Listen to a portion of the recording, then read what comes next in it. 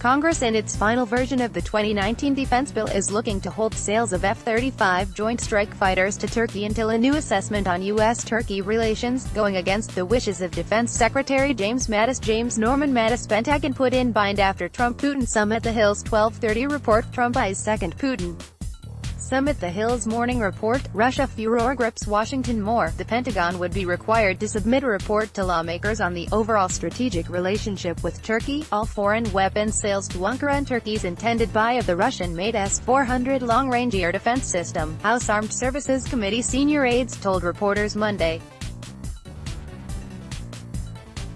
The report would be due within 90 days of the passing of the National Defense Authorization Act, NDAA, during which the Lockheed Martin-made jets would be held from the nation.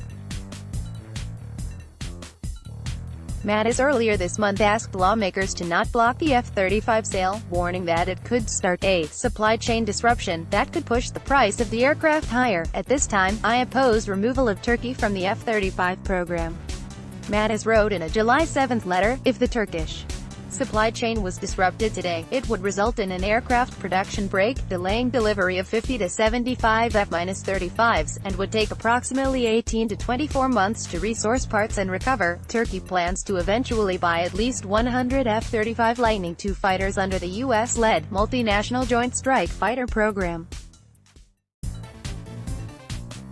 But the Senate, fed up with Turkish aggression, included in its version of the NDAA two provisions targeting Turkey's plans to purchase the F-35. Another provision would have sanctioned Ankara if it went through with the S-400 purchase. The House version, meanwhile, would have stopped all weapon sales to the nation until the Pentagon analyzes worsening tensions between the two nations. The aides said they kept a broad version of the Senate language. A separate but related provision in the final NDAA calls on Turkey to release wrongfully detained U.S. citizens including Andrew Brunson and Serkan Golj, according to a summary of the bill, negotiated between House and Senate defense authorization legislation. Brunson, an American pastor, has been detained by the Turkish government for 18 months over accusations that he aided the Kurdistan Workers' Party in a failed coup attempt against President Recep Tayyip Erdogan.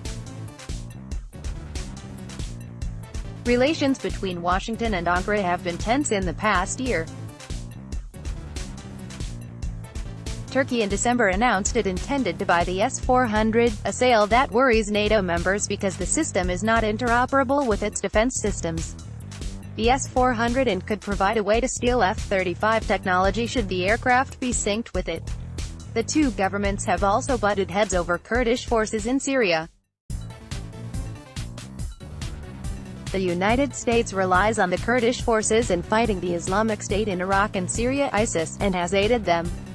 But Turkey, which considers them terrorists, seized Afrin, Syria, from Kurdish forces in an offensive that caused a pause in the war against ISIS. Tensions also flared last year when 15 Turkish security officials were indicted for an attack on protesters outside the Turkish embassy while Erdogan was in D.C. for a visit with President Trump. The House is expected to vote on the final NDAA this week, with the Senate to take it up in August.